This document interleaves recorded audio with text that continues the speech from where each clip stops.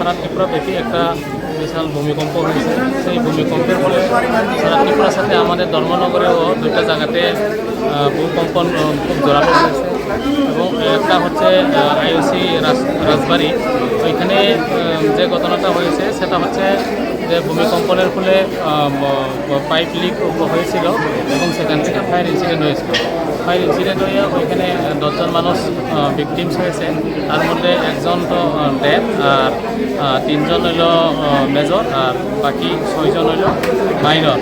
তো যারা মাইনর ওনাদেরকে ফার্স্ট এড ট্রিটমেন্ট করে ছেড়ে দেওয়া হয়েছে, আর মেজর যারা তাদেরকে ডিস্ট্রিক্ট হসপিটালে পাঠানো হয়েছে। এবং একজন যিনি মারা গেছে এটা মর্গে আছে, এটা পোস্টমর্টম করার পরে ওনাদের রিলেটিভের কাছে তুলে দেওয়া হবে। তো সেকেন্ড যে আমাদের এখানে ক্ষতিগ্রস্ত হয়েছে সেটা হচ্ছে ধর্মনগর ডিস্ট্রিক্ট হসপিটাল।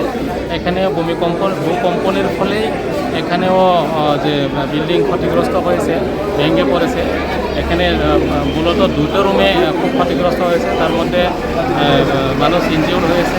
এখানেও 10 জন ইনজিউর্ড হয়েছে, একজন মারা গেছে, 7 জন এখানে মেজর, আর 2 জন হলো মাইনর। এখন সবাই এখানে হসপিটালের মধ্যেই আছে। ওনাদের যে হসপিটাল এখানে চিকিৎসা চলছে।